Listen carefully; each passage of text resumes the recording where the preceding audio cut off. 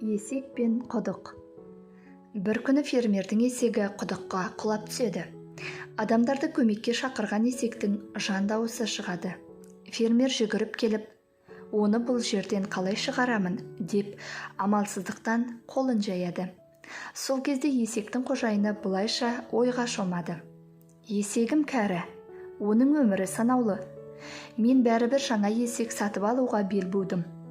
Ал құдық болса, түгелдей кеуіп қалуға жақын. Менің бұрыннан оны көміп тастап, және басқа жерден жаңа құдық қазғым келіп жүрген. Сонымен мұны қазір неге жасамасқа?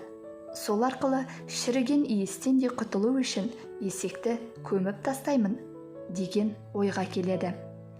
Ол құдықты көмуге өзінің барлық көршілерін шақырады.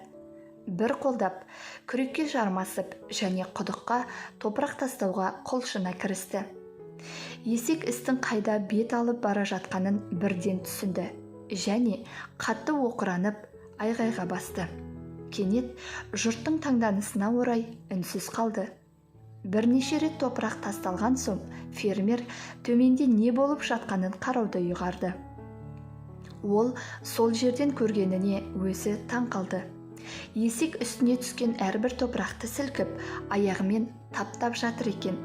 Көп кешікпей, жұрттың таңданысына қарамастан есек жоғарыдан көрініп және құдықтан секіріп шықты.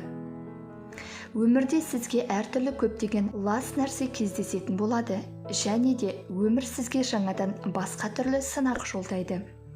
Әрбір кезде үстіңе топырақ түссе, оны сілкіп, қағып тастап және жоғары көтеріл. Тек сонда ғана сен құдықтан шыға аласың. Туындаған проблеманың әрқайсысы бұл бұлаққа өтер жолдағы тас сияқты. Егер тоқтамасаң және берілмесең, онда сенің ең терең құдықтан шыңыраудан шығуыңа болады. Үстіңді сілкіп қақта, жоғары көтеріл.